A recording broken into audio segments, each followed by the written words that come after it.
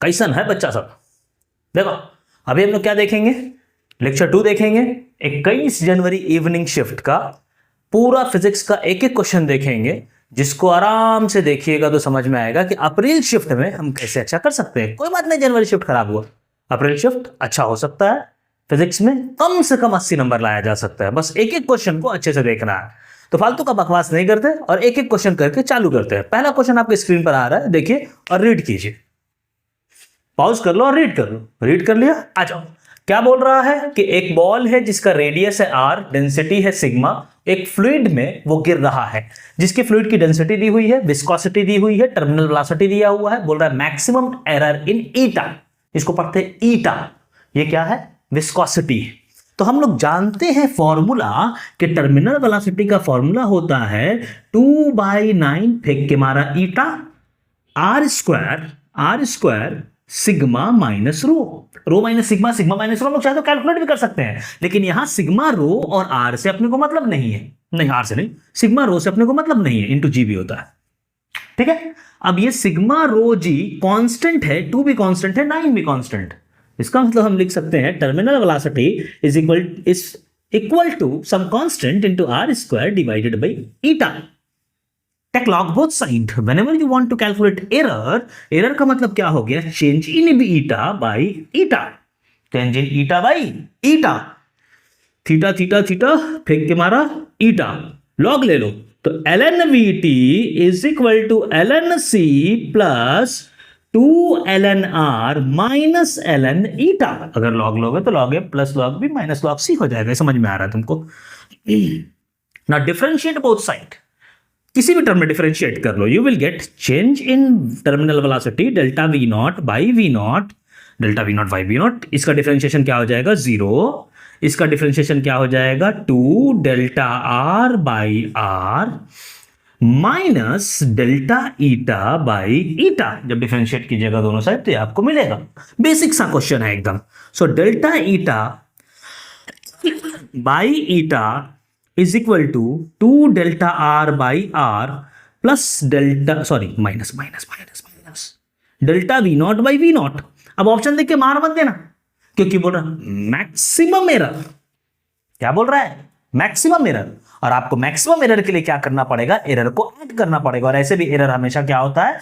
Add होता है। मतलब ये माइनस आया है, इसके बावजूद भी हमको लिखना पड़ेगा 2 delta R by R plus delta V naught by V naught. और अब ऑप्शन चेक करेंगे किस ऑप्शन में ये है, तो हम देखेंगे कौन सा ऑप्शन है। ये ऑप्शन नंबर 4 में है। तो delta eta by eta is equal to 2 delta R by R plus delta V naught by V naught. Option number 4 is correct. ठीक है, सिर्फ आपको ये कॉन्सेप्ट ये और ये मालूम रहना चाहिए। ठीक है, उतारिए, नेक्स्ट क्वेश्चन देखेंगे। आ जाओ देखते हैं क्वेश्चन नंबर 2। क्वेश्चन नंबर 2 क्या कह रहा है? सिग्निफिकेंट फिगर को व्यू में रखना है। पहले आप रीड कर लो, हम भी रीड कर रहे हैं। सिग्निफिकेंट फिगर को व्यू में रखना है और सम निकालना है हमको इन तीनों नंबर्स का। कोई बात नहीं, रीड कर लिया, आ जाओ। तो इसको इंपॉर्टेंट है, ये ध्यान में रखिएगा। अब क्या करना है? अब जेईई मेंस हमको बोल रहा है भाई जोड़ने आता है कि नहीं आता है तुमको? जोड़ो 52.01 153.2 और 0.123 ये करने आता है तेरे को कि नहीं आता है, ये पूछ रहा है। तो यहां जीरो लिख दिया हमने, यहां 0 लिख दिया सिर्फ जोड़ने के लिए। जोड़ेंगे तो ये होगा 3, ये होगा 3, ये होगा 3, ये होगा पॉइंट, 3 2 5, 5 5 10 के 0 हाथ मेरा 1 1 1 2। इसका जोड़ हो गया इतना। अब जैसे ही तुम ऑप्शन देखोगे तो तुमको दिखेगा ऑप्शन नंबर 2, जो कि इनकरेक्ट है। इसलिए इनकरेक्ट है क्योंकि सिर्फ जोड़ने नहीं कह रहा है, वो बोल रहा है कि सिग्निफिकेंट फिगर को व्यू में रखना है। तो सिग्निफिकेंट फिगर का व्यू क्या होता है? वह व्यू यह होता है कि जो मिनिमम नंबर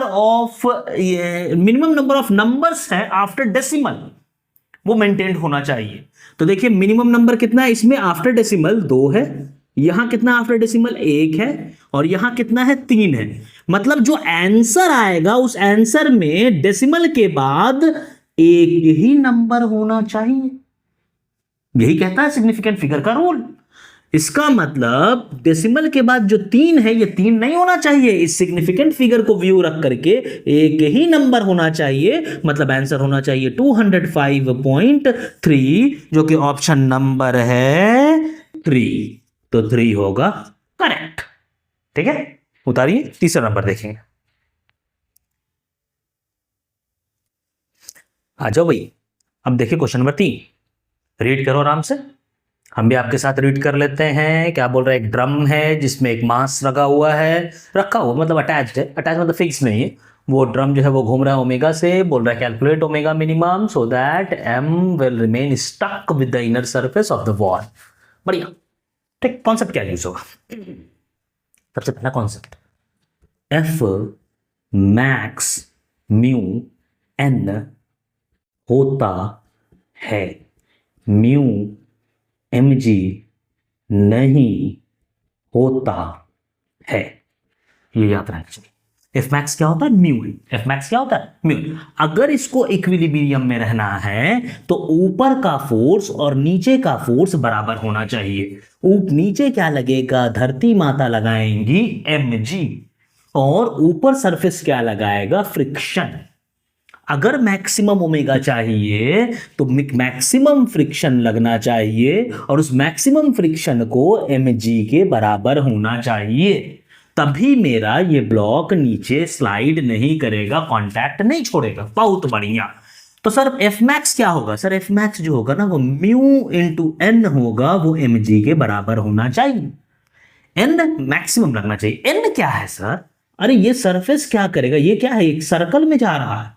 अच्छा, तो सर्कल में जाएगा तो सेंटर की तरफ एक फोर्स चाहिए, सेंट्रीपिटल फोर्स कौन प्रोवाइड करेगा, नॉर्मल। इसका मतलब एन की वैल्यू जो है वो एम ओमेगा स्क्वायर आर के बराबर है। तो यहां पर mu M omega square R is equal to M G, M ने एम को मार दिया, omega is equal to under root G by mu R. कितना सिंपल था, ये ओमेगा क्या आ गया, मैक्सिमम आ गया। क्या आ गया, मैक्सिमम। वही पूछ रहा था, sorry minimum minimum minimum minimum minimum, क्योंकि उससे ज्यादा होगा तो नॉर्मल तो बढ़ता जाएगा ना। ओमेगा क्या आ गया, मिनिमम आ गया, वही पूछ रहा था। ठीक है ठीक है ठीक, तो मतलब ओमेगा मिनिमम की वैल्यू हो गई under root G by mu R, जो कि option number 3। So option number 3 is correct. ठीक है, उतारिए।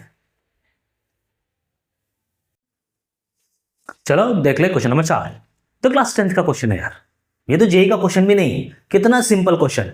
बी सर्किट दिया हुआ है, सीरीज पैरेलल, 2R और R नोन है। अब आप क्वेश्चन पढ़ लो आराम से, ठीक है। 2R और R नोन है, X अननोन है, और अपने को क्या निकालना है, इनके अक्रॉस ए और बी के अक्रॉस R इक्विवेलेंट X है, हमको X फाइंड करना। ये तो जेई का क्वेश्चन ही नहीं है, ये तो क्वेश्चन है क्लास 10th का, जो करंट इलेक्ट्रिसिटी पढ़ेंगे। सिंपल सर, ये दोनों मिलकर के क्या बना देगा, सीरीज बन जाएगा। तो इस सर्किट को अगर हम बउआ के तरह पढ़ाएं तो बउआ को समझ में आना चाहिए, ये होना चाहिए 2R प्लस एक्स, और ये क्या होना चाहिए, ये होना चाहिए R, और इन दोनों का R इक्विवेलेंट कितना होना चाहिए, R इक्विवेलेंट होना चाहिए R into 2R plus X A B R1 R2 divided by R1 plus R2, मतलब 2R plus x plus R, मतलब ये हो जाएगा 2R square plus RX divided by 3R plus x. मतलब कैलकुलेशन मिस्टेक मत कर देना, कैलकुलेशन मिस्टेक कर देगा पूरा गड़बड़ा जाएगा। ये आ गया R इक्विवेलेंट किसके अक्रॉस, ए बी के अक्रॉस। सर कुछ कुछ देखा सा लग रहा है, अरे ये तो X है, ये क्या है, X। मतलब हम लिख सकते हैं x is equal to 2R square plus RX divided by 3R plus X, cross multiply कर ले, 3RX इज इक्वल टू, बोला ना गड़बड़ी नहीं होना चाहिए, plus X square is equal to 3RX plus X square is equal to 2R square plus RX। Quadratic बन गया x में, क्योंकि x ही निकालने का है, वेरिएबल है। तो ये क्या हो जाएगा, X square plus 2rx minus 2r² is equal to 0। Sir ये तो क्वाड्रेटिक है, अब x की वैल्यू फाइंड करनी होगी। तो सबसे पहले क्या निकालना होगा? डिस्क्रिमिनांट। डिस्क्रिमिनांट क्या होता है? b² minus 4ac। b क्या है? 2r, 4r² minus 4ac, 4 4 4 4 4 minus minus plus 4 2 8 r², मतलब डिस्क्रिमिनांट की वैल्यू आ गई 12r²। ठीक है, बहुत बढ़िया। दो रूट्स होता है सर, एक होता है अल्फा और एक होता है beta. Minus B plus minus root D 12r² divided by twice A 2। तो ये क्या हो जाएगा? माइनस 2r प्लस माइनस 2 दूनी 4 दिया 12 r डिवाइडेड बाई 2। 2 ने 2 को 2 से मारा। एक आएगा minus r minus root 3r, और एक आएगा, एक और क्या आएगा?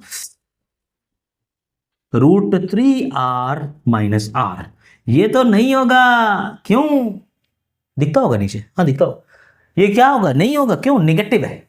ये क्या है? नेगेटिव। तो दूसरा वाला रूट जो है वो होगा, और वो कितना आया है? r कॉमन ले लें, रूट 3 माइनस 1। अब आराम से ऑप्शन चेक करते हैं, कोई हड़बड़ी नहीं है, 10वीं का सवाल है भाई, गलती नहीं होना चाहिए। r root 3 minus 1, option number 2 is correct. ये जाइएगा नहीं तो मजाक किया जाइए।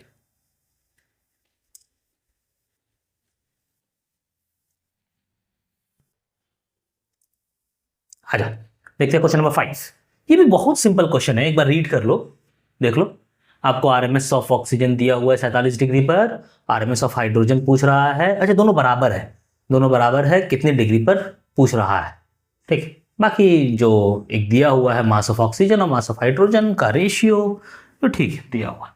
आइए, बहुत सिंपल क्वेश्चन दिया हुआ है। सबसे पहला चीज हमको जो मालूम होना चाहिए वो क्या मालूम होना चाहिए कि आरएमएस का फॉर्मूला होता है √3kT/m, जहां 3 कांस्टेंट है, k बोल्ट्जमैन कांस्टेंट है, T टेम्परेचर है, m मास है। अब वो जानना चाह रहा है कि भाई ये फॉर्मूला तो ठीक है, सबको पता है, लेकिन क्या तुम्हें ये पता है कि ये जो टेम्परेचर है should must be in kelvin? किसमें होना चाहिए? केल्विन में होना चाहिए। अच्छा, यही तो नहीं मालूम था सर। तो मालूम पता रहना चाहिए ना कि टेम्परेचर को किसे पुट करना है? केल्विन में। तो अगर हम 47 डिग्री की बात करें तो 47 का मतलब हो गया कि 273 प्लस 47 केल्विन। ठीक है, तो 273 प्लस 47, 0 7 4 11 1 12 और 2 1 3, 320 केल्विन। ये है, आपको पता होना चाहिए। C is equal to K minus 273, ये वाला फॉर्मूला पता होना चाहिए। तो K is equal to C plus 273। अब फॉर्मूला लगाते हैं sir, RMS of oxygen √3 K, T कितना? 320 डिवाइडेड बाई M कितना? मास ऑफ ऑक्सीजन दिया हुआ 32, तो 32 ही पकड़ लेते हैं। ठीक है, is equal to √3 K T by 2, root cut जाएगा, 3 3 कट जाएगा, सब कुछ कट जाएगा, क्या बचेगा? 10 इज इक्वल टू T/2, मतलब T इज इक्वल टू 20। अब तुरंत फटाक से तुम ऑप्शन मत चेक करने लगना, अच्छा लगता है मेरा माइनस छूट गया तो -20 कर देता है और ऑप्शन नंबर 1 को करेक्ट मार देता है। नहीं भाई, हड़बड़ा मत। क्या पूछ रहा है? डिग्री सेल्सियस में। किसे पूछ रहा है? डिग्री सेल्सियस में। और ये आया क्या है? केल्विन में। किस में आया है? केल्विन में। तो आपको क्या करना पड़ेगा? इसको चेंज करना पड़ेगा डिग्री सेल्सियस में। C is equal to K minus 273, मतलब K कितना आया है? 20 माइनस 273, 20 माइनस 273 मतलब 50 60 70 253 माइनस डिग्री सेल्सियस। अब ये आंसर होगा -253 डिग्री सेल्सियस, जो कि है आपका ऑप्शन नंबर 3। अब हड़बड़ाहट में 253 की जगह 235 मत मार देना। ठीक, आराम से, सबर से, सुकून से बना, कोई दिक्कत नहीं। 25 में तेरे से 5 नहीं बने, 20 सही बन जाए, 80 नंबर। आगे बढ़ेंगे, आ जाओ देखते हैं क्वेश्चन नंबर 6। बढ़िया, रीड कर लो। बोल रहा है एक पोटेंशियोमीटर है जिसका लेंथ दिया हुआ है 50 सेंटीमीटर AB का, नल पॉइंट है P, तो AP बोल रहा है। ये आसान सवाल दिया, क्या दे रहा है यार। ये question balanced wheat stone bridge का क्वेश्चन है, बैलेंस्ड गेहूं पत्थर के पुल का सवाल है। बेसिकली ये और ये और ये और ये, इन दोनों का मल्टीप्लिकेशन और इन दोनों का मल्टीप्लिकेशन अगर बराबर होगा रेजिस्टेंस का, तो गैल्वेनोमीटर नल डिफ्लेक्शन शो करेगा, गैल्वेनोमीटर से कोई करंट नहीं जाएगा। यही बैलेंस व्हीट स्टोन ब्रिज कहती है। तो अगर इसका हम मान लेते हैं कि लैम्डा ओम पर सेंटीमीटर इसका रेजिस्टेंस है, और यहां से एपी को मान लेते हैं x दूरी पर नल डिफ्लेक्शन आया है, तो इसकी दूरी अगर R1 पकड़, इसकी रेजिस्टेंस अगर R1 पकड़ लें तो R1 हो जाएगा लैम्डा इंटू एक्स, और इसकी रेजिस्टेंस को क्या पकड़ना पड़ेगा, ये तो होगा 50 माइनस एक्स, तो इसकी रेजिस्टेंस हो जाएगी R2 और वो हो जाएगा लैम्डा इंटू 50 माइनस एक्स। अब इसका मल्टीप्लिकेशन, इसका मल्टीप्लिकेशन बराबर है। वैसे हम ये ना भी लिखते हैं लैम्डा तो कोई फर्क नहीं पड़ता, आ जाता, लेकिन हम सिर्फ आराम से बनाने के प्रोस्पेक्टिव से सोच रहे हैं। For balance Wheatstone bridge 4 into R1 is equal to 6 into R2। हमको क्या फाइंड करना है, AP, और AP क्या है, x फाइंड करना है हमको।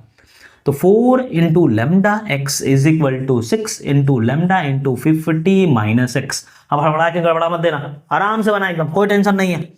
लैम्डा लैम्डा कट गया, 2 2 जा 4, 2 3 जा 6, 2x इज इक्वल टू 5 3 जा 150 माइनस 3x, 3x इधर आएगा, 5x is equal to 150। This implies, ये देख रहा है, हड़बड़ाना नहीं है, हड़बड़ाएगा गड़बड़ा देगा पूरा।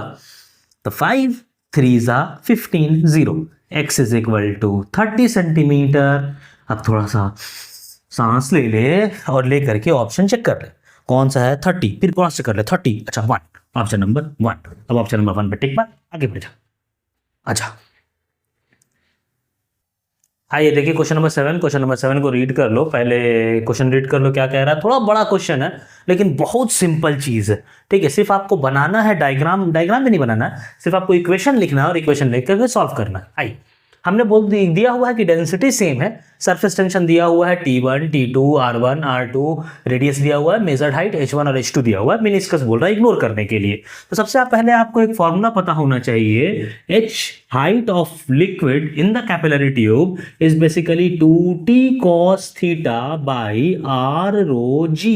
अब क्योंकि डेंसिटी सेम है तो जो थीटा है कॉन्टैक्ट एंगल वो दोनों के लिए सेम होगा। ये क्या होगा, कॉन्टैक्ट एंगल दोनों के लिए सेम होगा। तो हम कह सकते हैं H1 इज इक्वल टू, या H इज इक्वल टू, जो सेम है उसको एक साथ कर देते हैं, तो इस इक्वेशन को हम बना सकते हैं H into R by T is equal to 2 cos theta by rho G। अब रो कांस्टेंट है, G कांस्टेंट है, सेम डेंसिटी है तो रो कांस्टेंट है, थीटा भी कांस्टेंट है, G भी कांस्टेंट है। तो दोनों ट्यूब्स के लिए, दोनों के लिए हम क्या लिख सकते हैं, H1 R1 by T1 is equal to H2 R2 by T2। अब इसी को देखना है और देख करके चारों ऑप्शंस को कंपेयर करना है। सिर्फ क्वेश्चन थोड़ा सा बड़ा लिखा हुआ था, बाकी कुछ भी नहीं था, एक एक करके कंपेयर करेंगे। पहला बोल रहा है कि H1 less than H2 and T1 equal to T2। तो अगर T1 T2 बराबर हो जाएगा तो आपको पता है कि R1 बड़ा है R2 से, ऐसा दिया हुआ था, R1 बड़ा है R2 से, तो H1 को छोटा होना पड़ेगा H2 से। मतलब पहला ऑप्शन क्या है कि अगर T1 और T2 बराबर हो गया तो हमको H1 को बड़ा करना पड़ेगा H2 से, क्योंकि R1 नहीं, H1 को छोटा करना पड़ेगा H2 से। ये छोटा होगा तभी ना बड़े से मल्टीप्लाई होगा, ये बड़ा होगा तब ना छोटे से मल्टीप्लाई होगा, तो दोनों बराबर होगा। तो पहला ही ऑप्शन फॉर्चुनेटली हमारा करेक्ट आ जा रहा है, लेकिन फिर भी हम तीनों ऑप्शन फिर से चेक कर लेंगे। वैसे मेरा आंसर आ चुका है कि 1 नंबर करेक्ट है, लेकिन अगर दूसरा ऑप्शन हम चेक करके आपको दिखलाएं कि 2 3 4 कैसे इनकरेक्ट है, तो दूसरा देखिए, बोल रहा है H1 is equal to H2 and T1 is equal to T2। अगर H1 H2 बराबर और T1 T2 बराबर हो जाएगा तो R1 R2 बराबर हो जाएगा, जो वायलेट करेगा R1 ग्रेटर देन R2 को। इसका मतलब दूसरा ऑप्शन जो है वो इनकरेक्ट है। तीसरा ऑप्शन की बात करें, H1 T1 is equal to 2T, तो H1 greater than H2, T1 equal to T2 तो H1 लेस देन H2 है। हड़बड़ाना नहीं, एकदम आराम से सिर्फ एक एक को कैलकुलेट करोगे, ऑप्शन मैचिंग करोगे, खुद समझ में आ जाएगा। मतलब तीसरा ऑप्शन भी हमारा गलत है। चौथे ऑप्शन को मैच करें कि H1 greater than H2 and T1 less than T2। अगर H1 बड़ा हो जाए H2 से, मतलब ये बड़ा है और R1 भी बड़ा है, ये दोनों बड़ा है और ये दोनों छोटा है, तो T2 को छोटा होना पड़ेगा T1 से, तभी तो बराबर होगा, ये छोटा होगा तभी तो बड़ा नंबर आएगा। लेकिन दिया हुआ है T1 लेस देन T2, मतलब ऑप्शन नंबर 4 भी इनकरेक्ट है। पहले आपको ये इक्वेशन लाना था, उसके बाद एक एक ऑप्शन को आराम आराम से चेकआउट करना था कि कौन सा करेक्ट है और कौन सा इनकरेक्ट है। बहुत बेसिक सा क्वेश्चन था। आइए उतारिए, आगे बढ़ेंगे, अगला क्वेश्चन देखेंगे हम लोग। आइए देखते हैं क्वेश्चन नंबर 8। क्वेश्चन नंबर 8 आराम से रीड कर लो पहले कि क्या कह रहा है। ये स्टेटमेंट क्वेश्चन है, बहुत इजी क्वेश्चन है। सिर्फ आपको बेसिक फंडा पता होना चाहिए कि क्या एंगुलर फ्रिंज विड्थ होता है, और दोनों को स्टेटमेंट को कंपेयर करेंगे एक एक करके। पहले पढ़ लेते हैं कि समझ लेते हैं कि एंगुलर फ्रिंज विड्थ होता क्या है। तो angular fringe width basically theta होता है। हम जानते हैं कि बहुत छोटा होता है, इसलिए tan theta is approximately equal to theta is equal to beta by D. Beta क्या है? Fringe width. Lambda capital D by small D by capital D, ये कट जाता है, थीटा की वैल्यू जो हो जाती है वो हो जाती है लैम्डा बाई स्मॉल डी। आप समझ लेते हैं कि ये टर्म्स क्या है। ये है एंगुलर फ्रिंज विड्थ, ये क्या है? वेव लेंथ, और ये क्या है? Separation between slit. दोनों जो स्लिट है उसके बीच में कितना सेपरेशन है। ये स्क्रीन और स्लिट के बीच का जो सेपरेशन होता है वो कितना होता है? Capital D. ये कैपिटल डी कट चुका है। पहला स्टेटमेंट क्या कह रहा है कि young double slit experiment, the angular separation of fringe width will increase as the screen moved away from the plane of the slit। मतलब D अगर बढ़ाएंगे कैपिटल D तो थीटा बढ़ेगा। भाई थीटा का एसोसिएशन नहीं है कैपिटल D से, तो पहला स्टेटमेंट एकदम बेसलेस है, फॉल्स है, वो इनकरेक्ट है। दूसरा स्टेटमेंट की बात की जाए कि in a Young double slit experiment the angular separation of fringe width will increase when monochromatic source is replaced by another monochromatic source of higher wavelength. हाँ, अगर लेम्डा को बढ़ाया जाएगा, दूसरे वेवलेंथ डाल दिए जाएंगे, वही मोनोक्रोमैटिक सोर्स ही रखा गया है। मोनोक्रोमैटिक कहने का मतलब वैसा लाइट जो सिंगल वेवलेंथ का मिलकर के बना, सिंगल वेवलेंथ से बना हुआ है, तो वो लाइट जिसका वेवलेंथ सिर्फ एक है। अगर लेम्डा को बढ़ा देंगे, अगर लेम्डा को बढ़ाएंगे तो थीटा मेरा बढ़ेगा, क्योंकि थीटा लेम्डा के डायरेक्टली प्रोपोर्शनल है। इसका मतलब स्टेटमेंट नंबर 2 मेरा ट्रू है। कौन सा ऑप्शन है? पहला फॉल्स, दूसरा ट्रू। इस 3 ऑप्शन जो है, 3 ऑप्शन नंबर वो हमारा क्या हो जाएगा? करेक्ट हो जाएगा। पहला इनकरेक्ट और दूसरा करेक्ट। बहुत सिंपल था, सिर्फ आपको क्या पता होना चाहिए था कि एंगुलर फ्रिंज विड्थ का फॉर्मूला क्या होता है, और वो इंडिपेंडेंट होता है दूरी के।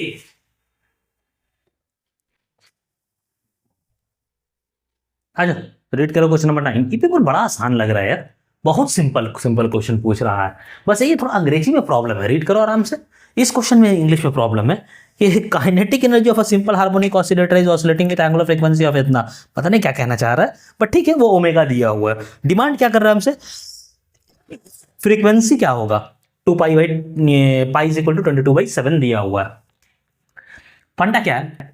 T is equal to 2 pi by omega, frequency 1 by time period, मतलब ओमेगा बाई 2 पाई। ओमेगा दिया हुआ है 176। 2 पाई 2 इंटू 22/7, मतलब इंटू 7। 11 एकम 11, 11 छक्का 66, 11 दूना 22, 2 8 16, 2 चौके 8, फ्रीक्वेंसी आ गया 28 हर्ट्ज। कितना आसान सवाल था भाई, फ्री का 4 नंबर दिया है भाई। उतारो। आइए चले देखते हैं क्वेश्चन नंबर 10। ये भी बहुत आसान है यार, ये पेपर बहुत आसान रहा। ठीक है, रीड कर लो। 2 ट्रैक है, दोनों ट्रैक पर कार दौड़ रही है। ए बी मास दिया हुआ है, स्पीड दिया हुआ है दोनों का, kilometre per hour 32 72, 10 metre distance है। एंगुलर मोमेंटम बोल रहा है ए और बी के, angular momentum of A with respect to B. सबसे पहले जूल में दिया हुआ, तो वो चाह रहा है कि कन्वर्जन आपको मालूम है कि नहीं, वो चेक करना चाह रहा है। तो वेलोसिटी ऑफ ए दिया हुआ है 72 किलोमीटर पर आवर। इसको अगर मीटर पर सेकंड में अगर कन्वर्ट करेंगे तो किससे मल्टीप्लाई करेंगे? 5/18। ठीक है, मल्टीप्लाई कर दे, 6 × 18, 6 × 6 = 6 × 2 = 12, 3 चौका 12, ऐसे इसलिए काटते हैं ताकि छोटा वाला मल्टीप्लिकेशन सबको आता है। 5 चौका 20 मीटर पर सेकंड। सर ये 5/18 से कैसे करती है? तो वीबी को ऐसे नहीं करते, अगर आपको नहीं मालूम है तो मालूम है तो बड़ी अच्छी बात। वीबी को क्या करते हैं, अपने को सबको लेकर के चलना है ना, 36 गुना 36 किलोमीटर, तो 1 किलोमीटर बराबर 1000 मीटर डिवाइडेड बाई 1 घंटा, मतलब 60 मिनट इंटू 60 सेकेंड। 0 0 0 0 2 5 10 2 3 6, अब 6 3 18, 5/18, इसलिए 5/18 से मल्टीप्लाई कर दिए थे। 6 6 36, 3 2 6, तो वेलोसिटी ऑफ बी आ गया 10 मीटर पर सेकेंड। हमको बोल रहा है angular momentum of A with respect to B, angular momentum of A with respect to B is equal to R cross P. R cross P कहने का मतलब R cross M V A B, velocity of A with respect to B. अगर हम निकालें यहां से V A B, तो V A B हो जाएगा V A minus V B, parallel दौड़ रहा है तो दोनों का डायरेक्शन सेम है, इधर ही है। वी ए है आपका 20 और वी बी कितना है आपका 10, तो यहाँ हो जाएगा 10 मीटर पर सेकेंड। आर कितना है, आर है 10, और एंगल दोनों के बीच 90 डिग्री, तो साइन 91 हो जाएगा। तो L A B is equal to R cross B, मतलब R M V sine 90। Value put करो, आर का वैल्यू मीटर में 10, एम 10⁻³ kg, वी 10 मीटर पर सेकेंड, मतलब 10⁵ जूल सेकेंड।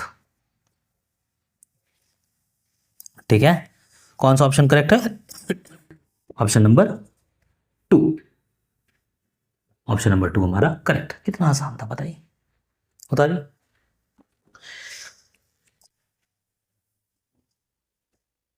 चलिए क्वेश्चन नंबर 11 देखते हैं, आइए रीड कीजिए इसको। बहुत सिंपल सा क्वेश्चन है।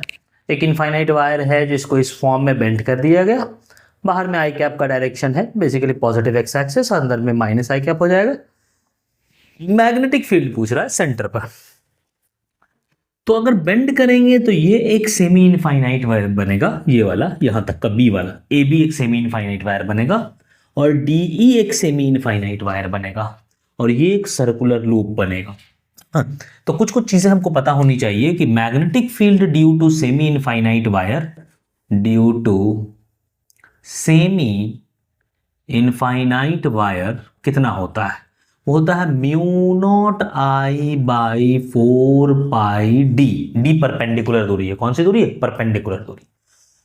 अब सर्कल की वजह से क्या होगा? B due to circular loop, centre पर कितना होता है? सर्कुलर लूप के वजह से, करंट कैरिंग सर्कुलर लूप के वजह से जो मैग्नेटिक फील्ड होता है वो कितना होता है? μ0I/2d, या 2r भी कह सकते हैं, मेरा r इज रेडियस, यहां भी r भी कह सकते हैं, जहां r जो है वो दूरी है, क्योंकि r दोनों जगह है। अब यहां जो मैग्नेटिक फील्ड आएगा वो इस वायर की वजह से, राइट हैंड रूल लगाएंगे, थंब करंट के डायरेक्शन में, फिंगर क्या देगा? मैग्नेटिक फील्ड का डायरेक्शन बाहर की तरफ, इस वायर की वजह से बाहर की तरफ, तो दोनों क्या होगा? ऐड होगा। मतलब अगर सेमी इनफाइनाइट वायर की वजह से अगर मैग्नेटिक फील्ड देखा जाए, जिसको B1 कह दें, तो वो 2 गुना हो जाएगा एक की वजह से, क्योंकि दोनों बाहर है। बाहर क्या है? आई कैप। तो 2 इंटू μ0I/4πr आई कैप, 2 कट जाएगा, वैल्यू क्या आ जाएगी? μ0I/2πr आई कैप। ये B1 की वैल्यू आ गई। ऑफ कोर्स वेक्टर फॉर्म में है, वेक्टर फॉर्म में। B2 की बात करें, सर्कुलर लूप की वजह से, curl the fingers of your right hand in the direction of current, the thumb will give you the direction of magnetic field. Curl किया अंदर।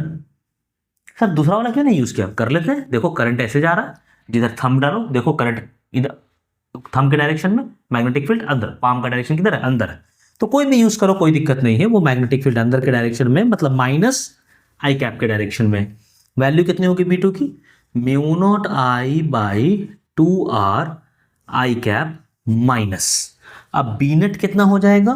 बी नेट हो जाएगा B1 प्लस B2। क्या कॉमन ले सकते हैं? माइनस μ0I/2r कॉमन ले सकते हैं, या 2π या 2r कॉमन लेते हैं फिलहाल। μ0I/2r कॉमन लिए तो माइनस तो 1 ही रह जाएगा, 1 प्लस 1/पाई, नहीं सॉरी 1 माइनस 1/पाई, माइनस माइनस प्लस हो जाएगा। आप अच्छे से आराम से इसको लिखना फिर जोड़ने का, माइनस इसलिए हमने कॉमन ले क्योंकि ऑप्शन ही उस एतबार से। तो क्या हो जाएगा ये pi minus 1 minus mu not I by 2 πr pi minus 1। आराम से चेक करना, हड़बड़ाना नहीं भाई, हड़बड़ा गया मिल गया -5, ठीक है, क्योंकि 4 नंबर आने वाला था और -1 तो कितना हो गया -5, और हड़बड़ाएगा नहीं तो आराम से मिल जाएगा +4। इस हड़बड़ाने ऑप्शन चेक करो कौन है भाई, mu not I by 2 πr pi minus 1 I cap, कौन सा ऑप्शन है, ऑप्शन नंबर 2, ऑप्शन नंबर 2 मेरा करेक्ट, ठीक है। हड़बड़ाना नहीं है, आराम से बनाना है, उतारिए।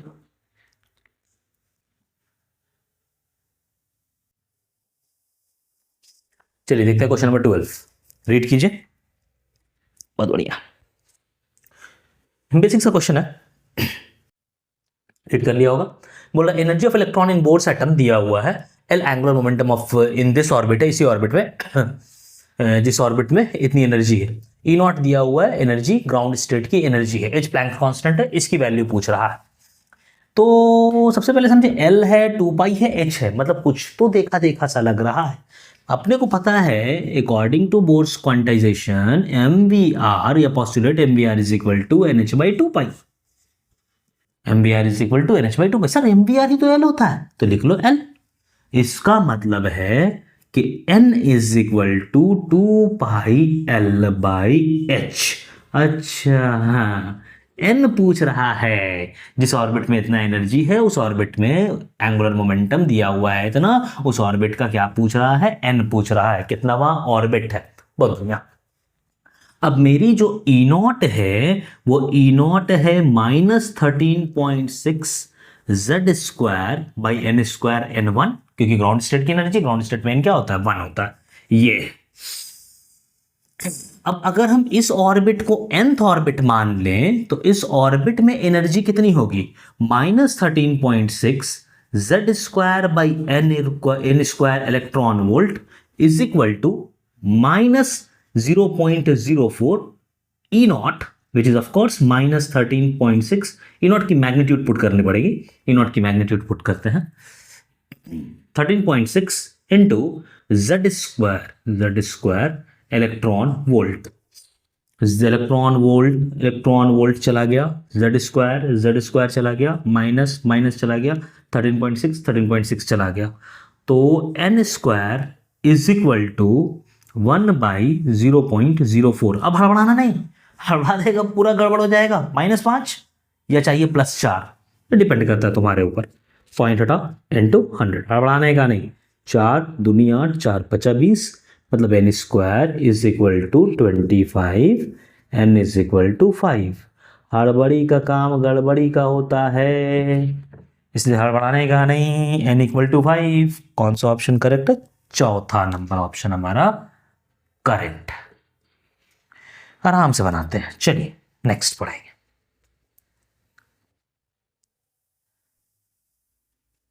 क्वेश्चन नंबर 30, आराम से रीड कीजिए। क्रिटिकल एंगल का सवाल है, सरफेस को गेज करता हुआ जा रहा है, बहुत सिंपल क्वेश्चन है, ठीक है, हॉरिजॉन्टल है, बढ़िया। आइए, अगर हम स्नेल्स लॉ जानते हैं क्लास 10th का और हल्का सा ज्योमेट्री जानते हैं, मेरा सवाल बन गया, बस वही जानना अपने को। यहां पर एक अगर नॉर्मल ड्रॉ कर दें तो ये एंगल कहलाएगा एंगल ऑफ इंसिडेंस, जिसको कह रहे हैं I1, और ये एंगल कहलाएगा एंगल ऑफ रिफ्लेक्शन, जिसको कह रहे हैं I2। इस सरफेस को कह दे रहे हैं S1। ये हॉरिजॉन्टल सरफेस है, इसके हॉरिजॉन्टल लाइट रे है इस बेस के, इसका मतलब ये एंगल हो गया 45 डिग्री, जिसके एतबार से हम कह सकते हैं कि I1 की वैल्यू जो है वो 45 डिग्री है, क्योंकि I1 + 45 इज इक्वल टू 90, ये नॉर्मल है, नॉर्मल N1। अगर हम स्नेल्स लॉ लगाएं तो हम क्या लिख सकते हैं, μ1 साइन, सरफेस 1 पे लगा रहे हैं, μ1 sine I1 is equal to μ2 sine R2, या R1 कर देते हैं, R1 R1। तो μ1 कितना है 1 sine I1 sine 45 1/√2 is equal to μ2 हो गया √2 साइन R1। R1 की वैल्यू यहां से आ गई 0 1/2 1/2 का मतलब 30 डिग्री। इतना पता है आपको, ये पता चल गया R1 की वैल्यू। अब इस पर अगर अच्छा यहां पर ड्रॉ कर ही लेते हैं, इस एंगल की बात करें R1 हो गया कितना मेरा 30 डिग्री, ये पूरा 90 है तो ये एंगल हो जाएगा 30, तो ये एंगल हो जाएगा 60 डिग्री। अभी चुपचाप से बैठे रहते हैं। अगर यहां पर परपेंडिकुलर ड्रॉ करें तो ये एंगल है रिफ्लेक्शन का जिसको बोलते हैं R2, और ये एंगल इंसिडेंस का जिसको बोल रहे हैं I2। ये सरफेस 2, सरफेस 2 पर अगर इंसिडेंस तो लगाए, यहीं पर लगा रहे हैं सरफेस 2 पर, तो हम क्या लिखेंगे μ2 sine I2 is equal to μ1 sine R2। ठीक है, μ2 कितना है, μ2 कितना है, μ2 दिया मेरा √2 sign I2। Sir sign I2 हमको नहीं पता क्योंकि I2 हमको एंगल नहीं पता। μ1 साइन R2 मतलब 1 90 डिग्री तो साइन I2 1/√2 मतलब I2 is equal to π/45 degree direct लिख देते हैं 45 डिग्री। अगर ये 45 डिग्री है तो ये पूरा एंगल 90 डिग्री है, तो ये एंगल कितना हो जाएगा 45 डिग्री। ये 60 ये 45, तो ये एंगल की वैल्यू कितनी हो जाएगी 180 माइनस 60 प्लस 45 105, मतलब ये पूरा एंगल हो जाएगा मेरा 75 डिग्री। ये 75 ये 45, तो ये कितना, तो थीटा इज इक्वल टू, क्योंकि तीनों एंगल का सम 180 डिग्री होता है, theta is equal to 180 minus 75 plus 45 7 4 11 12 120 degree. तो theta is equal to 60 degree. Basic सा क्वेश्चन था जहां पर क्या लगा आपका, सिर्फ स्नेल्स लॉ लगा दो जगह पर, दो सरफेस पर, और R1 R2 कैलकुलेट किया, और छोटा सा बहुत बेसिक सा ज्योमेट्री लगा अपना। तो अब देख लेते हैं कौन सा ऑप्शन करेक्ट है theta is equal to 60 degree में। ऑप्शन नंबर 3 हमारा करेक्ट है। अब देखेंगे नेक्स्ट क्वेश्चन।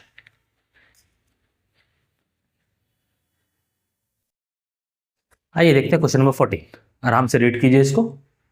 बहुत बेसिक सा सवाल है, वर्क डन का सवाल है। आपसे पूछ दिया हुआ है, मास दिया हुआ है, पोजीशन दिया हुआ है as a function of time, alpha beta gamma की वैल्यूज दी हुई, सब 1 1 1, कोई टेंशन नहीं। वर्क डन बोल रहा है in interval t equal to 2 to t equal to 3 second. सबसे पहले क्या करते हैं कि हम देखते हैं वर्क डन पे कांस्टेंट फोर्स है या वर्क डन पे वेरिएबल फोर्स है। तो हम निकालते हैं वेलोसिटी। वेलोसिटी हो जाएगा, अच्छा एरो हटा दे रहे, dx/dt। डिफरेंशिएट करेंगे तो 2 अल्फा t प्लस बीटा, बढ़ाइएगा नहीं, आराम से एकदम। फिर से डिफरेंशिएट करेंगे तो एक्सेलरेशन आ जाएगा, वो आ जाएगा dv/dt। वो क्या हो जाएगा 2 अल्फा, और अल्फा की वैल्यू कितनी है 1, मतलब 2 मीटर पर सेकेंड स्क्वायर। अरे सर यहां तो फोर्स जो है वो ma होता है, मास दिया हुआ है 2, एक्सेलरेशन आया 2, तो 2 into 2 is equal to 4 newton, और ये तो कांस्टेंट फोर्स है। Sir work done by constant force है, मतलब अपने को इंटीग्रेशन का झोल झमेला ही नहीं है। बहुत बढ़िया, तो निकाल लो कितना दूरी, 2 सेकंड और 3 सेकंड में कितना पोजीशन है।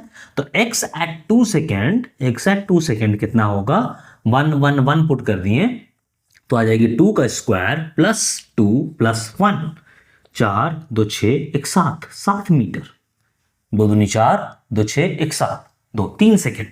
x at 3 second is equal to 9 plus 3 plus 1, 9 10 11 12 13 metre.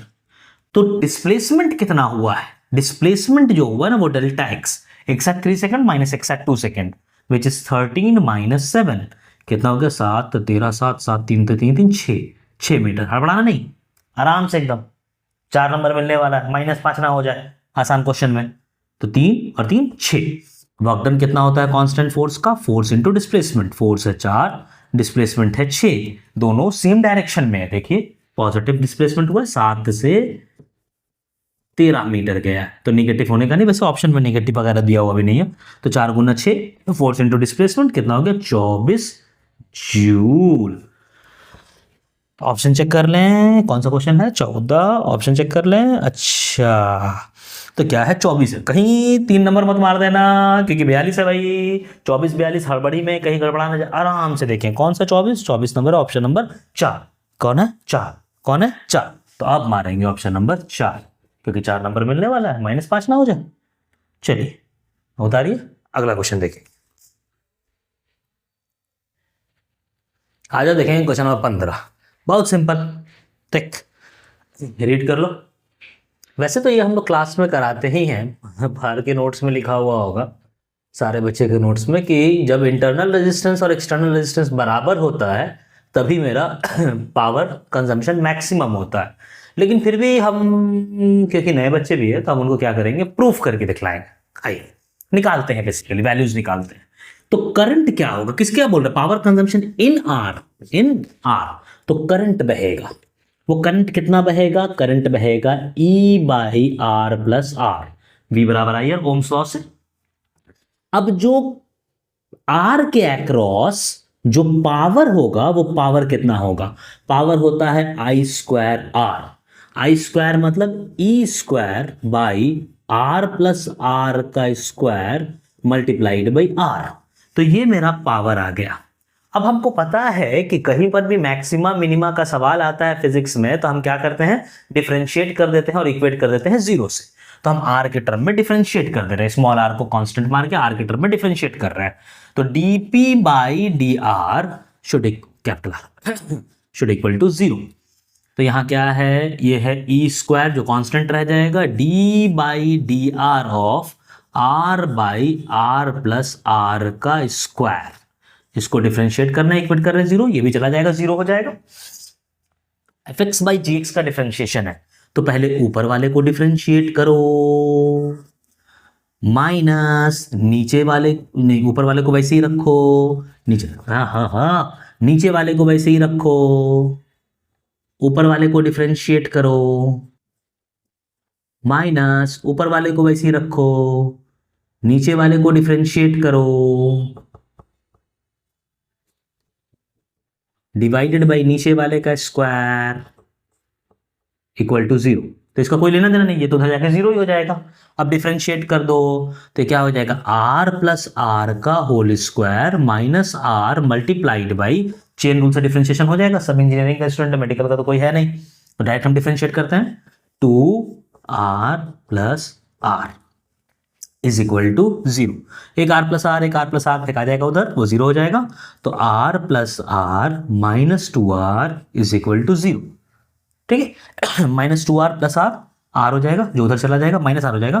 तो R-R is equal to 0, this implies R is equal to capital R। Internal resistance और एक्सटर्नल रेजिस्टेंस बराबर होगा तभी मेरा इसके अक्रॉस क्या होगा, इसके अक्रॉस मैक्सिमम पावर कंजम्पशन होगा। एक मतलब ऑप्शन नंबर 4, ऑप्शन नंबर 4। तो correct answer is option number 4।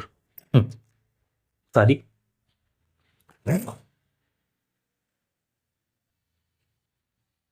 हाँ जाओ क्वेश्चन नंबर 16।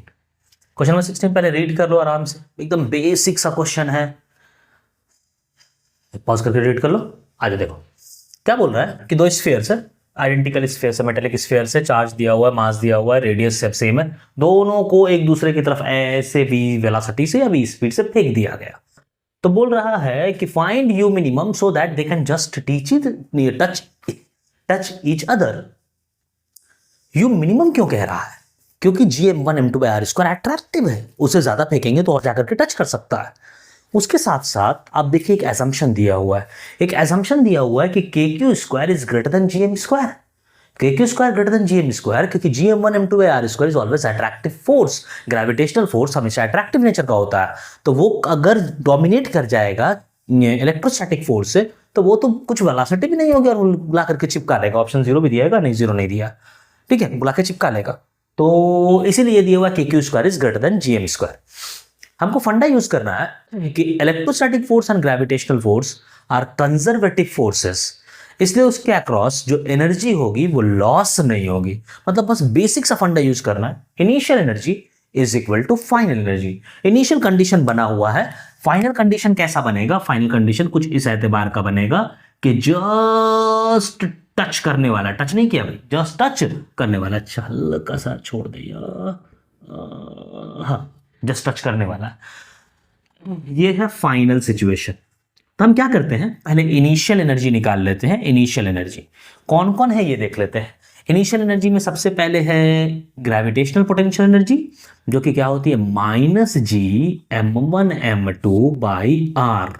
r कितना, दोनों के सेंटर ऑफ मास की दूरी 4r, प्लस पोटेंशियल एनर्जी जी के ही यूज किया है कि, अच्छा के यूज किया है, के Q1Q2/r 4r, दोनों के सेंटर के बीच की दूरी, प्लस ½ m(u²) मल्टीप्लाइड बाई 2, क्योंकि इसका भी काइनेटिक एनर्जी, इसका भी काइनेटिक एनर्जी। फाइनल एनर्जी की बात करें तो ये मिनिमम बोल रहा है, मतलब इसकी स्पीड भी 0 होनी चाहिए और इसकी स्पीड भी 0 होनी चाहिए, तभी मिनिमम होगा। ठीक है मतलब सिर्फ और सिर्फ क्या रहेगा, इन दोनों सेंटर के बीच की दूरी 2r, क्योंकि r और r, तो रहेगा gravitational potential energy which is -G(m)/2r plus के Q1Q2 विच इज Q²/2r।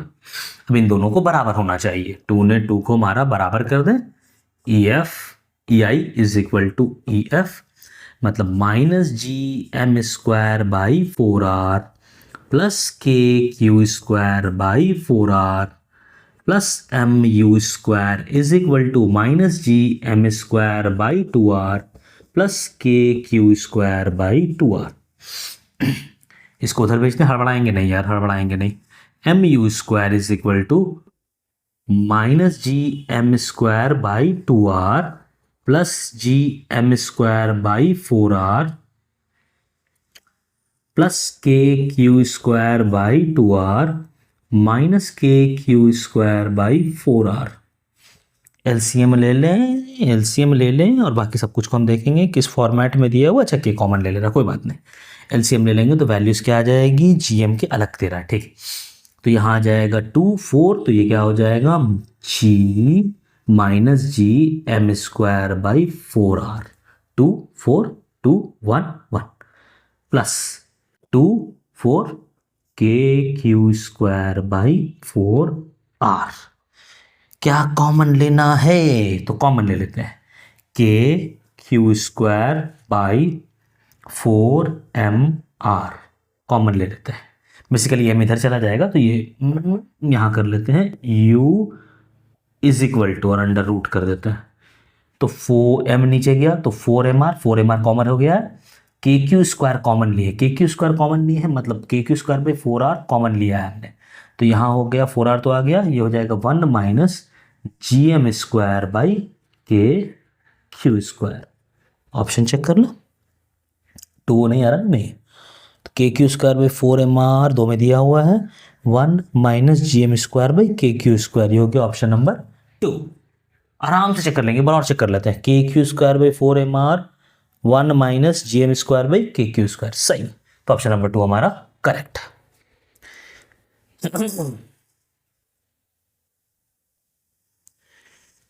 चलिए देखते हैं क्वेश्चन नंबर 17। क्वेश्चन नंबर 17 क्या कह रहा है, पहले रीड कर लीजिए, पाउज करके रीड कर लो। आओ देखते हैं। बोल रहे कैपेसिटर को V0 पोटेंशियल से कनेक्ट किया, फुल्ली चार्ज कर दिया, फिर उस कैपेसिटर को हमने इंडक्टर से कनेक्ट कर दिया, और अब क्या होगा, LC ऑसिलेशन होगा। LC ऑसिलेशन होगा, जहां ओमेगा जो होता है वो 1/√LC के बराबर होता है। LC ऑसिलेशन, SC ऑसिलेशन कहने का मतलब XL is equal to XC, XL is omega L और XC is equal to 1/ωc, तो ω² इज इक्वल टू 1/LC, तो omega is equal to 1/√LC। ये होता है LC ऑसिलेशन, अगर XL और XC क्या हो जाए, बराबर हो जाए, XL और XC बराबर, बढ़िया, तभी LC ऑसिलेशन होगा। बढ़िया बढ़िया बढ़िया बढ़िया बढ़िया। हमको क्या बोल रहा है भाई, कैसा कनेक्ट कर दिया, तो जब t सेकंड के बाद 25% of initial energy is transfer to inductor, वो टाइम पूछ रहा है। तो हम क्या करते हैं कि बोलते हैं चार्ज क्या होगा भाई, चार्ज जो होगा ना, मान लेते हैं उसको Q0 cos ωt, तो करंट कितना फ्लो करेगा, dQ/dt। इधर लिखते हैं थोड़ा सा, I is equal to dQ/dt, जिसकी वैल्यू हो जाएगी Q not omega sine omega T. अगर हम इनिशियल एनर्जी की बात करें जिसको यू नॉट मान लें तो वो है Q square by two C, Q square by two C. बहुत बढ़िया, हाफ सी वी स्क्वायर में लिख सकते हैं लेकिन हमने क्यू के टर्म में लिखा है क्यू स्क्वायर बाई टू सी। ठीक है ठीक है ठीक है ठीक है ठीक है ठीक है ठीक है। अब क्या हो गया कि जो इंडक्टर में एनर्जी हो गई, इंडक्टर एनर्जी उसको मान ले रहे U at t is equal to at t कितना है 25% है ना, तो हम यू एट टी किसे मान रहे हैं इंडक्टर में, इंडक्टर में as a function of time. तो इंडक्टर में बोलेंगे तो half L I square, half L I square inductor का एनर्जी का फॉर्मूला होता है। एल है और आई कितना है वो कर लेते हैं, half L Q naught square omega square sine square omega T. जब ओमेगा को पुट करेंगे 1/√LC तो हो जाएगा Q naught square by two C sine square omega T. बोला रे Q naught square by two C तो यू नॉट है, मतलब U naught sine square omega T. ये क्या है, इंडक्टर की energy as a function of time.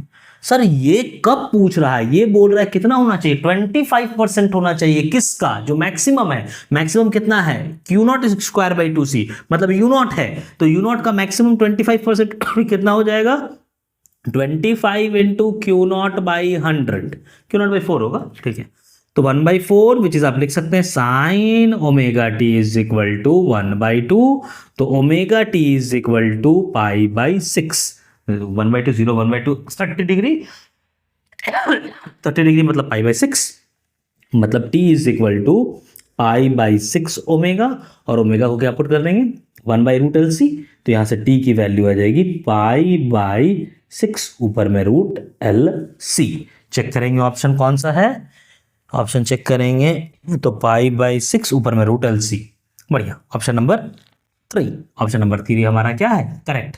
इसको एक और तरीका होता है बनाने का जिसको हम लोग SHM से करते हैं, क्योंकि LC ऑसिलेशन में क्या होता है कि SHM होता रहता है, एनर्जी जो है वो SHM कर रही है, कभी कैपेसिटर से इंडक्टर, इंडक्टर से कैपेसिटर, ये जाती रहती है। बना दे क्या, अब बना ही देते हैं, सोच लेते हैं, इसको उतार लो फिर बना देते हैं।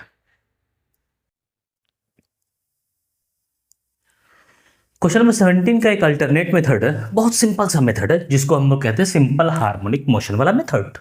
क्या कर रहे हैं कि हम मान ले रहे हैं कि ये मेरा ब्लॉक सिंपल हार्मोनिक मोशन कर रहा है, ये है इसका MP सर, मध्य प्रदेश में ये मेन पोजीशन।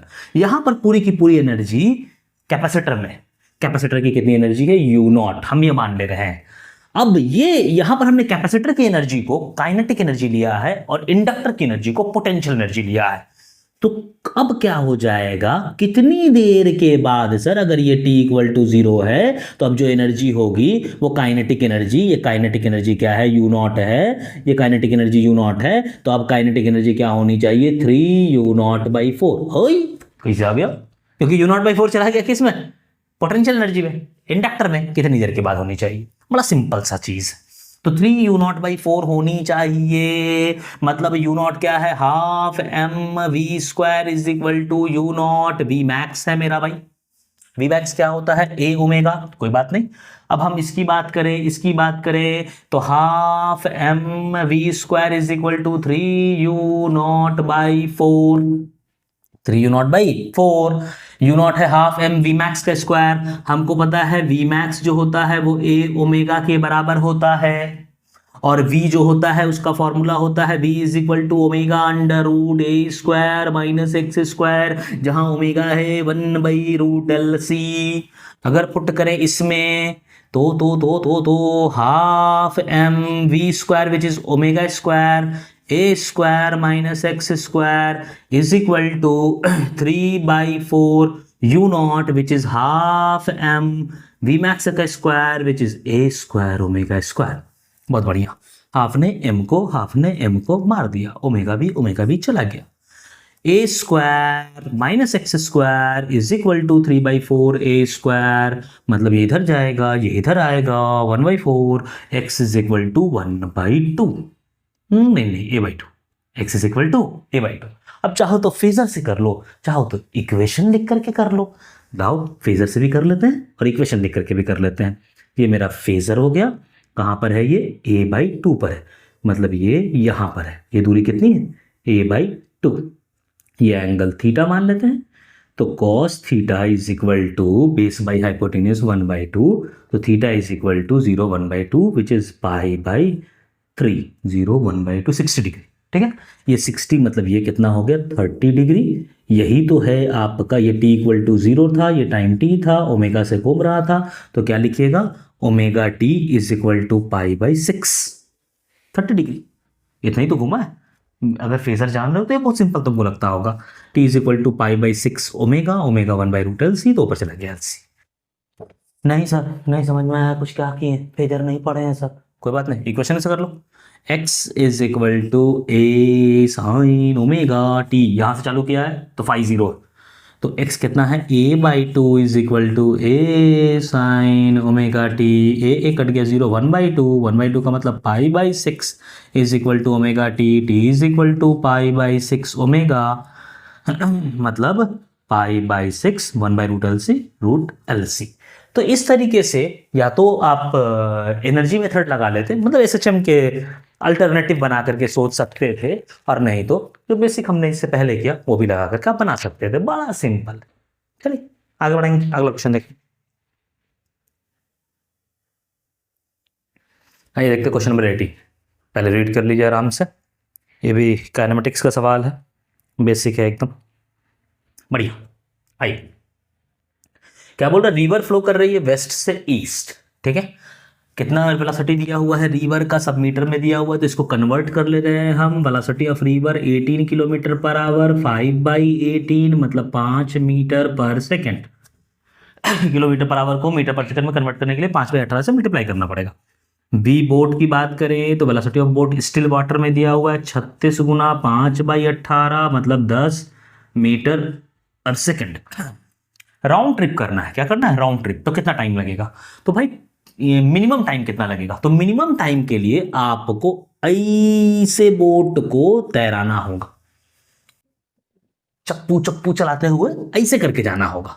कैसे जाना होगा, ऐसे परपेंडिकुलर एकदम जाना होगा, ताकि डिस्टेंस मिनिमम रहे भाई। डिस्टेंस मिनिमम ट्रैवल होगा तभी तो, भले यहां ना पहुंचे, यहां पहुंचे, यहां पहुंचे, वहां पहुंच जाए, कहीं भी पहुंच जाए, लेकिन मिनिमम टाइम तब लगेगा जब आपकी जो वेलोसिटी है वो मिनिमम डिस्टेंस ट्रैवल करे। बाकी जो इधर वाली डिस्टेंस जो है वो ये ट्रैवल करवाएगा, वेलोसिटी ऑफ रिवर।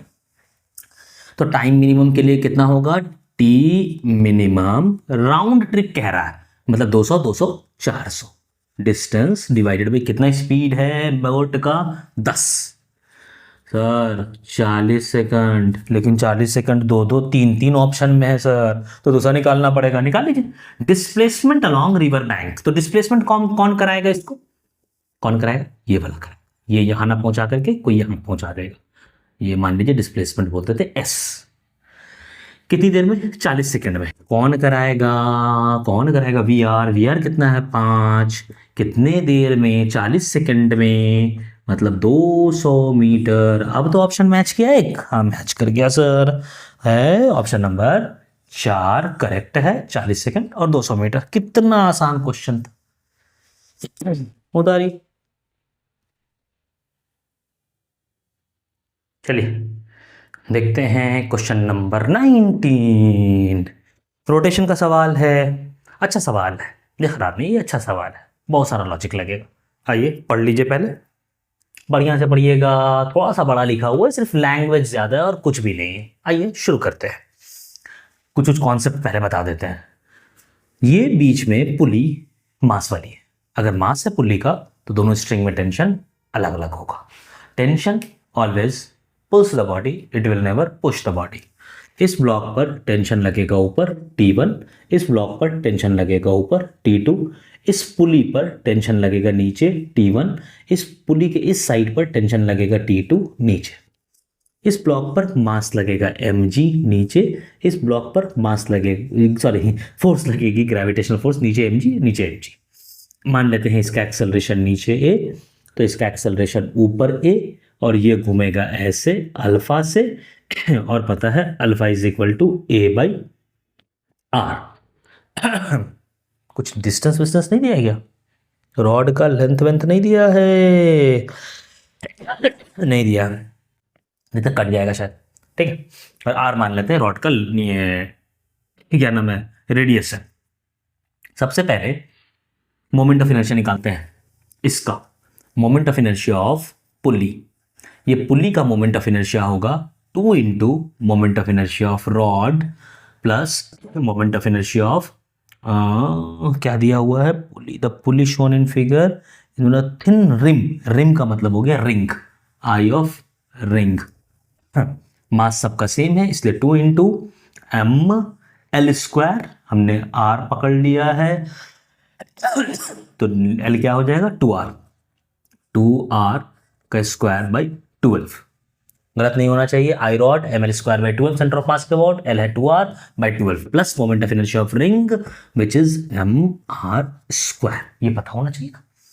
2 4 तिया 12, अच्छा कैलकुलेट कर लेते हैं तो 2mr square by 3 plus mr square, मतलब ये क्या आ गया 3 2 5 5 mr स्क्वायर बाई 3। पुली के लिए सबसे पहले हम क्या यूज करेंगे, टॉर्क इक्वेशन। अगर नीचे आ रहा है तो ऐसे घूम रहा है पुली, मतलब T1 का टॉर्क बड़ा है और T2 का टॉर्क छोटा है, T1 का टॉर्क अंदर, T2 का टॉर्क बाहर, R cross F, R cross F, तो R T1 minus R T two, मतलब R T one minus T two is equal to I into alpha. I कितना है m5 square by 3 I into alpha which is a by R. अच्छा इसलिए are नहीं दिया था कि cut जाएगा, मतलब T1 minus T two is equal to 5ma by 3, equation number 1 मान लेते हैं। ये किसे आया, टॉर्क से आया। अल्फा को a बाई आर लिख दिया क्योंकि बोल रहा है ना assume no slipping, no slipping मतलब alpha is equal to a by r. अब पहले इसके लिए नीचे जा रहा है, इस ब्लॉक के लिए लिखे फोर्स इक्वेशन, तो क्या लिखेंगे, कैपिटल M वाले ब्लॉक के लिए लिख रहे हैं, लिखेंगे mg minus tension is equal to ma। छोटे वाले ब्लॉक के लिए लिखेंगे जिसका मास स्मॉल m है, T2 minus mg is equal to ma। Equation number 1, equation number 2, अच्छा 1 तो दरमान ही चुकी, कोई बात नहीं, इसको इक्वेशन नंबर 3 लिख देते हैं। T1 T2 T1 T2, अच्छा जोड़ देते हैं तीनों को, 1 प्लस 2 प्लस 3, अगर जोड़ेंगे तो minus T1 plus T1 plus T2 minus T2, left side में क्या बच जाएगा, M माइनस M इंटू जी बराबर ma। अच्छा ma प्लस 3 और 5 8 ma बाई 3, मतलब a is equal to m minus m into g divided by m plus 8m by 3। Option check कर लें क्या कैसे दिया है ऑप्शन भाई। अच्छा m minus m into g 8m by 3 plus m, अच्छा इसी फॉर्म में दिए ये, ऑप्शन नंबर 4 करेक्ट है हमारा।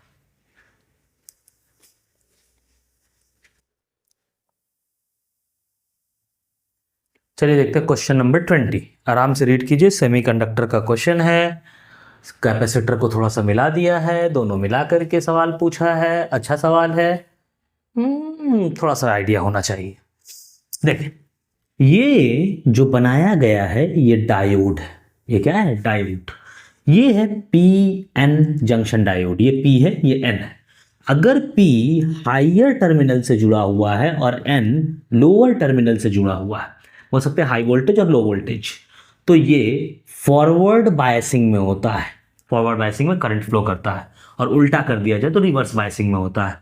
तो देखिए ये वाला फॉरवर्ड में है FB और ये क्या है रिवर्स बायसिंग। उसके साथ साथ एक और कॉन्सेप्ट क्या लगेगा कि स्टेडी स्टेट लिखा हुआ है, क्या लिखा हुआ है, charge in capacitor at steady state. Steady state कहने का मतलब हुआ at steady state capacitor act as open circuit, capacitor act as open circuit कब, आफ्टर स्टेडी स्टेट, या एट स्टेडी स्टेट भी कह सकते हैं, एट स्टेडी स्टेट। मतलब अब जो मेरा सर्किट बन जाएगा इससे तो कोई रिवर्स बायसिंग में नो करंट, कोई करंट नहीं, बड़ा बेसिक सा छोटा सा सर्किट बन गया, नन्हा सा सर्किट बन गया भाई, क्या बन गया भाई, ये तो करंट जाएगा, ये हो गया 4 ओम, ये हो गया 1 ओम, ये हो गया 2.5 वोल्ट, इसको मान लेते हैं ए, इसको मान लेते हैं बी। जो ए बी के अक्रॉस पोटेंशियल है वही ये ए है, ये बी है, वही पोटेंशियल इसके अक्रॉस भी है। हाँ, पहले करंट निकाल लेते हैं। I is equal to V by R 2.5 by 5। 5 कैसे कर दिया, 4 5, कितना छोटा सा, सिंपल सा, 0.5 एम्पेयर। अब अगर हम बोले potential difference across A B, तो V is equal to delta V is equal to I R होता है, potential difference is equal to I R. A B is equal to I है 0.5, are कितना है 4, 2 वोल्ट, हड़बड़ाना नहीं है। Capacitor के across charge कितना हो जाएगा, Q max is equal to C V, C है 5 गुना 2 माइक्रो भी है, तो 10 माइक्रो कूलम। अब देखिए ऑप्शन किस में पूछ रहा है, इन म्यू सी पूछ रहा है। अच्छा, मतलब आंसर क्या हो जाना चाहिए, 10 हो जाना चाहिए। आंसर 10, मतलब ऑप्शन नंबर 3 हमारा करेक्ट है। यहां तक आपका ऑब्जेक्टिव क्वेश्चन सारा हो गया। अब देखेंगे न्यूमेरिकल।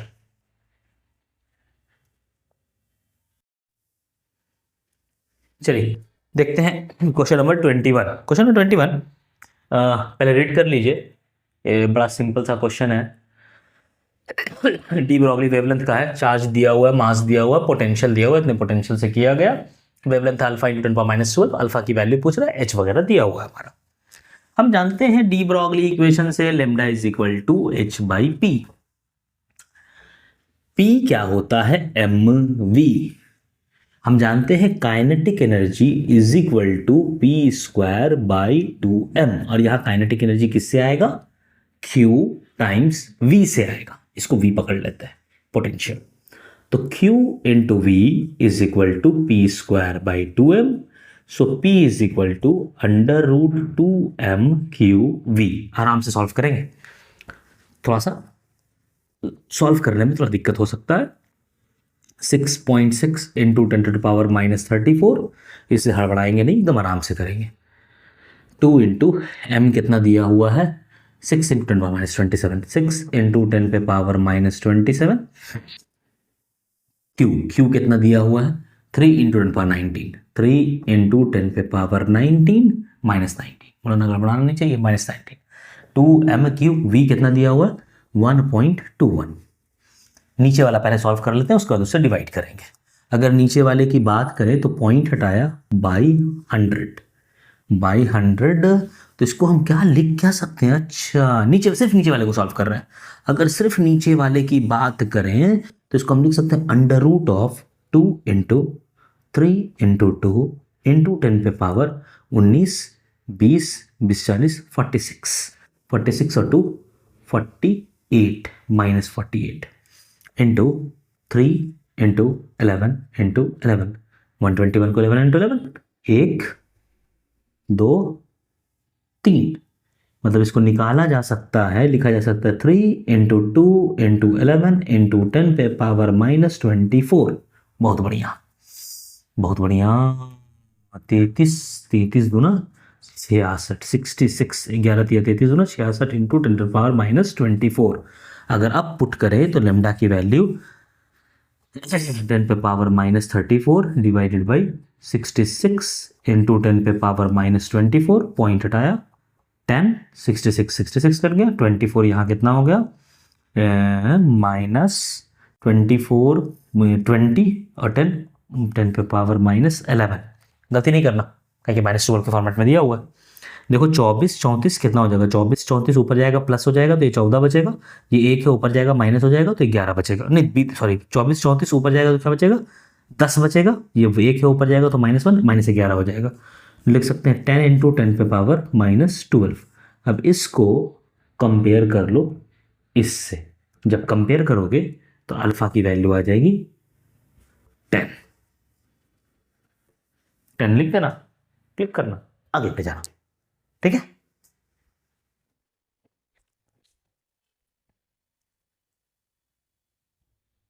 आइए देखते हैं क्वेश्चन नंबर 22, आराम से रीड कर लीजिए उसको, ठीक है। हमको फ्रीक्वेंसी दिया हुआ है, कंडक्टिविटी दिया हुआ है, क्या फाइंड करना है, करंट डेंसिटी, कंडक्शन करंट का मैक्सिमम और करंट डेंसिटी डिस्प्लेसमेंट करंट का मैक्सिमम उसका रेशियो बताना है। 1/4πε0 9 × 10⁹ दिया हुआ है। तो हमको पता है कि इलेक्ट्रिक फील्ड अगर हम बोलें तो इलेक्ट्रिक फील्ड क्या हो जाएगा, इलेक्ट्रिक फील्ड हो जाएगा E0 sin omega T. Alternating current का इलेक्ट्रिक फील्ड हो गया E0 sin ओमेगा टी। जो करंट डेंसिटी कंडक्शन करंट का होता है वो होता है सिग्मा इंटू ई, और जो करंट डेंसिटी डिस्प्लेसमेंट करंट का होता है वो होता है epsilon naught d E by dt। ठीक है, अब सिग्मा इंटू ई, हाँ मतलब sigma E0 sine omega t, और epsilon naught d E by dt मतलब epsilon naught E0 omega cos omega t. मतलब ये है कि JC मैक्स जो होगा वो सिग्मा E0 होगा, और यहां से JD मैक्स जो होगा वो इप्सिलॉन नॉट E0 ओमेगा होगा। अब डिवाइड कर देते हैं दोनों को, तो R मान लेते हैं उसको, JC max divided by JD max, तो हो गया sigma E0 divided by epsilon naught E0 omega. तो क्या हो गया sigma by epsilon not omega. Values अच्छे से पुट करने का, सबसे पहले इप्सिलॉन नॉट की वैल्यू लेके चले। इप्सिलॉन नॉट हो जाएगा इप्सिलॉन नॉट 1/इप्सिलॉन नॉट, डायरेक्ट निकाल लेते हैं, 1/इप्सिलॉन नॉट, 1/इप्सिलॉन naught is equal to 36 pi into 10⁹9। तो इसको लिख लेते हैं R इज इक्वल टू 1/इप्सिलॉन नॉट इंटू सिग्मा इंटू 1/ओमेगा। Omega is equal to 2πf, t is equal to 2π/ओमेगा, है ना। देखो t इज इक्वल टू 2π/ओमेगा, तो 1/t मतलब फ्रीक्वेंसी इज इक्वल टू ओमेगा/2π, तो frequency is equal to 2πf, sorry omega is equal to 2πf। तो ओमेगा की वैल्यू कितनी आ गई 2πf। f कितना दिया हुआ 100 मेगाहर्ट्ज, तो 2π इंटू 100 मेगाहर्ट्ज का मतलब 10⁸8 हर्ट्ज। ओमेगा निकल गया, 1/इप्सिलॉन नॉट निकल गया, और क्या है सिग्मा, सिग्मा तो दिया हुआ 10 mho पर मीटर। तो 1/इप्सिलॉन naught is 36 pi into 10⁹9 multiplied by sigma 10 multiplied by 1/ओमेगा 1/2π इंटू 10⁸8 पाई 8 9 2 1 कम 2 16 1800 इज द रेशियो। ठीक, सिर्फ आपको पता होना चाहिए था कि electric field E0 sine omega t, और जो करंट डेंसिटी वेक्टर होता है वो सिग्मा इंटू, और डिस्प्लेसमेंट करंट डेंसिटी वेक्टर जो होता है वो होता है epsilon naught d E by dt।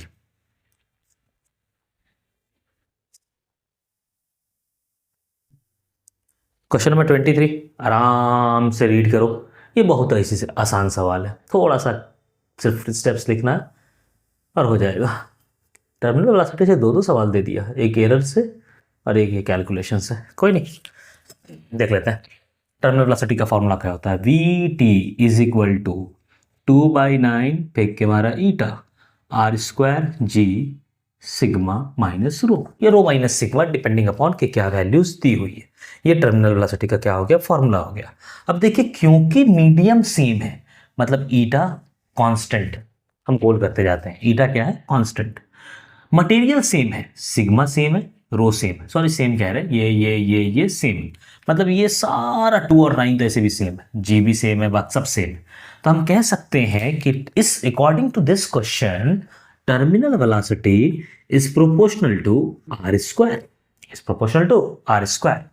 तो यहां हम लिखते हैं इसको VT1 मान लेते हैं, इसको VT करते हैं, VT1 बाई VT2 उल्टा कर देते हैं ताकि VT2 निकल जाए, VT2 divided by VT1 is equal to R2 का स्क्वायर डिवाइडेड बाई R1 का स्क्वायर। इसमें यूनिट्स भी चेंज करने की जरूरत नहीं है कि 6 mm को चेंज करें, क्योंकि ऑप्शन में पूछ रहा है, मतलब क्वेश्चन पूछ रहा है सेंटीमीटर पर सेकंड में, और जब स्क्वायर करेंगे तो mm का स्क्वायर कट जाएगा।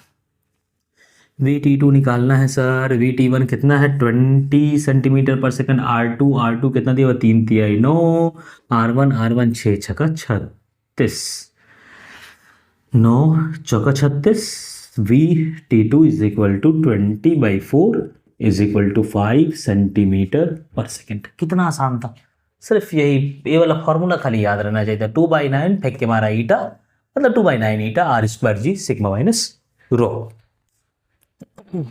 उधारी चलिए क्वेश्चन नंबर 24 आराम से रीड कीजिए। फर्स्ट लॉ ऑफ थर्मोडायनेमिक्स का सवाल है। थर्मोडायनेमिक्स का बहुत बेसिक सा क्वेश्चन है, रीड कर लिए।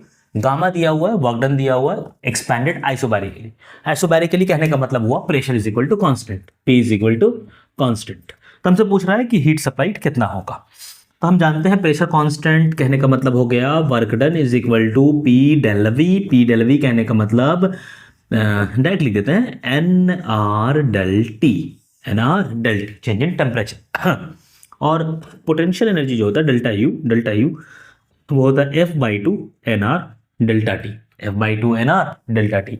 एफ होता है डिग्री ऑफ फ्रीडम, ये सारी चीजें पता है from first law of thermodynamics we know delta q is equal to delta u plus delta डब्ल्यू। एक्सपैंडेड है तो वर्क डन मेरा पॉजिटिव है, क्योंकि हम work done by the gas positive लेते हैं।